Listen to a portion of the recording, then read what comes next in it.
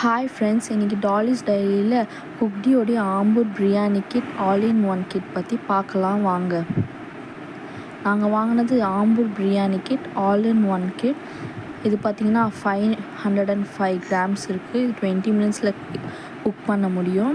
3 மெம்பர்ஸ்க்கு சர்வ் பண்ண முடியும். இது கொஞ்சம் மீடியம் ஸ்பைசஸில் இருக்கும்னு சொல்லிட்டு இதில் மென்ஷன் பண்ணியிருக்காங்க. இப்படியே பின்னாடி திருப்பி பார்த்தோன்னா இது வந்து மஷ்ரூம், மிக்ஸ்ட் வெஜிடபிள்ஸ், பன்னீர் அதுலேயும் குக் பண்ண முடியும். இதில் குக்கிங் இன்ஸ்ட்ரக்ஷன்ஸ் 1 by 1 கொடுத்துருக்காங்க. ஃபஸ்ட்டு 250 grams ஆஃப் ரைஸை சோக் பண்ண சொல்கிறாங்க. நெக்ஸ்ட்டு ப்ரெஷர் பேனில் அவங்க கொடுத்துருக்குற கிரேவியை போட்டு சாட்டே பண்ண சொல்கிறாங்க. நெக்ஸ்ட்டு ஒரு 1.5 cup தண்ணி அதில் போட்டு பாயில் பண்ண உடனே சோக் பண்ணி வச்சுருக்க ரைஸ் எடுத்து அதில் போட சொல்கிறாங்க. போட்டுட்டு 2 minutes பாயில் ஆனோடனே ப்ரெஷர் குக்கரில் லிட் போட்டு க்ளோஸ் பண்ணிவிட்டு 2 whistles வந்தோடனே அதை இறக்கிட்டு 10 to 15 minutes அப்படியே ரெஸ்ட்டில் விட சொல்லியிருக்காங்க. அதுக்கப்புறமா அதை எடுத்து சர்வ் பண்ணிடலாம். இதில் இன்க்ரீடியன்ட்ஸ், அதோடைய நியூட்ரிஷன் பேக், எவ்வளோ ரேஷியோஸ்லாம் ஆட் பண்ணியிருக்காங்க அப்படின்னு சொல்லிட்டு அதோடைய இன்ஸ்ட்ரக்ஷனில் கொடுத்துருக்காங்க. இது ஸ்கேன் பண்ணியும் நம்ம பார்க்கலாமா. இதோடைய அலர்ஜி இன்க்ரீடியன்ட்ஸ் என்னென்ன அப்படின்னு சொல்லிட்டும் போட்டிருக்காங்க. இது எவ்வளோ ப்ரைஸ், எப்போ மேனுஃபேக்சரிங் டேட் அப்படின்னு அதில் மென்ஷன் பண்ணியிருக்காங்க. இதில் மொத்தம் 3 things கொடுத்துருக்காங்க. ஒன்று வந்து 250 grams ஆஃப் ரைஸ், சீரக சம்பா ரைஸ், பிரியாணி பேஸ்ட் அண்ட் ஒரு ஆயில் பேக் கொடுத்துருக்காங்க. நம்ம 30 minutes ரைஸை சோக் பண்ணி எடுத்து வச்சுக்கலாம். இப்போ அவங்க கொடுத்த பிரியாணி பேஸ்ட்டை ப்ரெஷர் பேனில் போட்டு ஒரு 1 to 2 minutesக்கு நல்லா சாட்டே பண்ணி எடுத்துக்கலாம். அதோடைய பச்சை வாசனை போகிற வரைக்கும்.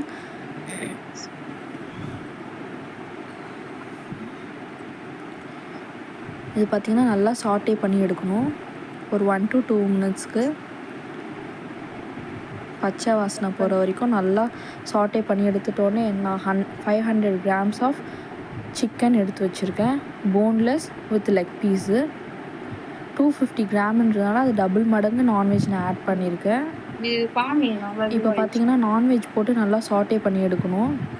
அது ஒரு 2 minutes சாட்டே பண்ணி எடுக்க சொல்கிறாங்க அந்த இன்ஸ்ட்ரக்ஷன்லேயே.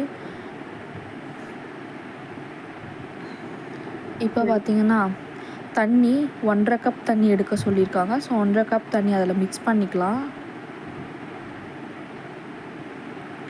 மிக்ஸ் பண்ணி அது கொஞ்சம் நல்லா பாயில் ஆகி வரட்டும். தண்ணி நல்லா கொதித்து வரட்டும். தலைன்னு கொதித்து வரும்போது தான் ரைஸ் ஆட் பண்ண முடியும்.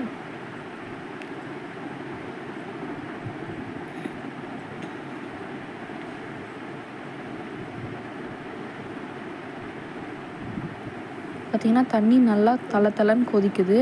இப்போ நம்ம இது கூட சோக் பண்ணி வச்சுருந்த சீரக சம்பா ரைஸ் 250 grams ஆஃப் சீரக சம்பா ரைஸை ஆட் பண்ணிக்கலாம். இது கூட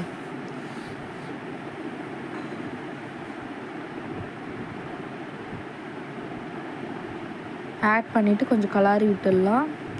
அதுவும் கொஞ்சம் தலைன்னு கொதித்து வரும்போது நம்ம ப்ரெஷர் பேனோடைய லிட் போட்டு க்ளோஸ் பண்ணி வச்சிடலாம்.